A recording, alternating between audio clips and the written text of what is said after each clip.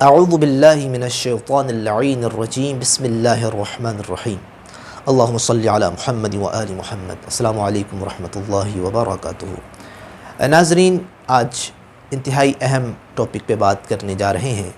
انسان مختلف کام کرتا ہے، لیکن کام کرنے سے پہلے اشتباہ میں پڑ جاتا ہے۔ اس کو یہ پریشانی لاحق ہوتی ہے کہ میں کام کروں نہ کروں، کیا بنے گا، کام اچھا ہے اچھا نہیں ہے، استخارے کی طرف جاتا ہے، پریشان ہوتا ہے۔ تو بالآخر وہ کیا کرے؟ کس طرح اسے معلوم ہو کہ جو میں کام کرنے جا رہا ہوں یہ آخر تک کیسے پہنچے گا؟ آیا اس کا نتیجہ اچھا ہوگا، برا ہوگا، کیا ہوگا؟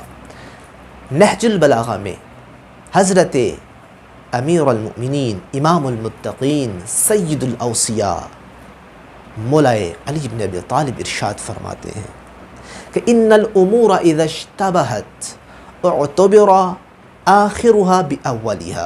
فرمایا کہ جب بھی تم کسی کام میں، کسی بھی امر میں تم اجتماع میں پڑ جاؤ، پریشان ہو جاؤ، تمہیں پتہ نہ چلے کہ اس کا نتیجہ کیا ہوگا، تو مولا نے نسخہ بتا دیا۔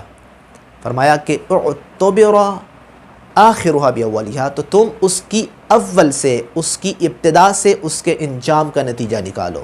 اس کی ابتدا دیکھو، ابتدا کیسے ہو رہی ہے۔ تم نے کوئی کام شروع کیا ہے، ابتدا میں دیکھو کہ آیا وہ اچھا جا رہا ہے۔ اس کی ابتدا سے اندازہ لگاؤ، اگر اس کی ابتدا ایسی ہے تو اس کی انتہا کیسی ہوگی۔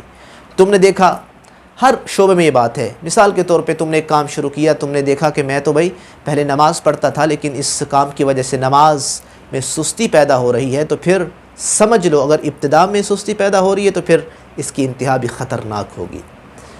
دنیاوی حوالے سے دیکھ لیں، اگر کوئی آپ نے کام شروع کیا ہے تو اس کام کی وجہ سے خدا نخواستہ آپ کے دوسرے کام رہ جاتے ہیں۔ مثال کے طور پہ آپ نے کام شروع کیا، کوئی کاروبار شروع کیا، اور اس کی وجہ سے آپ کو دوسری فیلڈ میں آپ کو نقصان ہو رہا ہے، تو سمجھ لو کہ اس کی وجہ، اس کا جو آخر، اس کی انتہا وہ بھی خراب ہوگی، وہ بھی خطرناک ہوگی۔ آپ نے کوئی کام شروع کیا، آپ اپنے اہل و عیال کو ٹائم نہیں دے رہے، تو سمجھ لو کہ یہ کام میں پیسہ تو آئے گا لیکن اس کا نتیجہ غلط ہوگا، نتیجہ برا نکلے گا۔